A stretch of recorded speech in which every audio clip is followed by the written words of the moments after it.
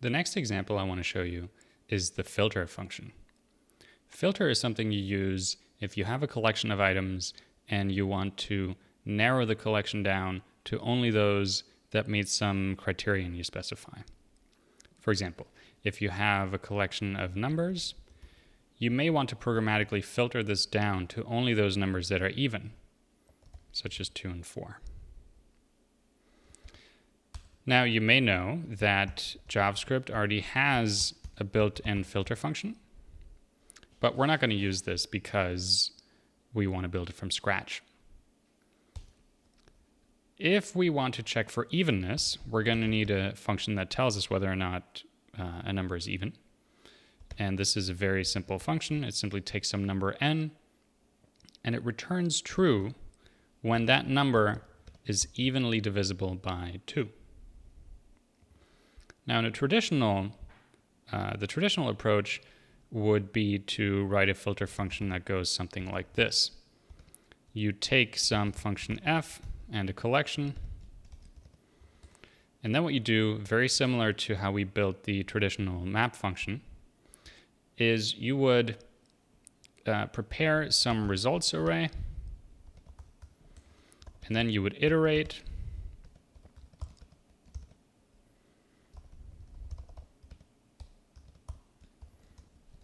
and at every iteration you would get the current item that you want to inspect.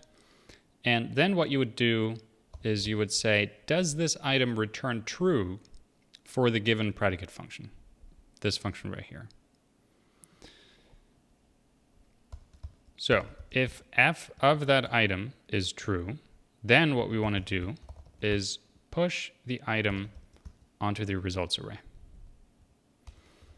And that you do that for every item. And then you simply return the results. So this is sort of a very convenient implementation of a filter function. And so let's run it to make sure that it does what we think it does. And there you go. Given the predicate function even and the collection 1, 2, 3, 4, 5, it only returns the even numbers.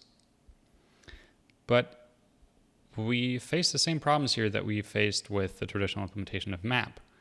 We are doing manual looping, and we are also mutating some results array. Those are both things that we want to avoid in functional programming. We want to avoid mutation because it makes our programs harder to reason about. And we also want to avoid manual looping because it's not idiomatic in functional programming. So what might a functional implementation of the filter function look like? Well, we declare a function with the same signature. It's going to take some function f, that's the predicate, and some collection that we want to filter. And then what we do is very similar to what we did in our implementation of map. First, we check if the collection is empty. And if it is, we just return an empty collection. If it's not empty, then we know we still have to do stuff. So if our collection is empty, simply return an empty array. Otherwise, so what do we need to do here? Well, we take the item, which is the first element in the collection that we are given. And then what we do is we check if the predicate function evaluates to true for that given item. If that is the case, then we have to return a newly constructed list with the item at the beginning and the filter of f and the rest of the collection. So basically, we're saying, yep, we want to keep this item because our predicate function returned true for it. So we're going to stick it at the beginning of a newly constructed list, and then the rest is whatever filter does. If our item does not match the criterion, if our predicate function does not return true given that item, then we want to disregard it. We do not want it to be part of the returned collection. And so what we do in this case is we return simply a filter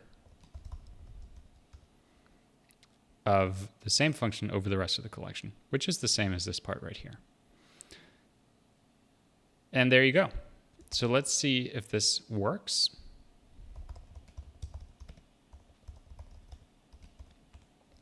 And it does.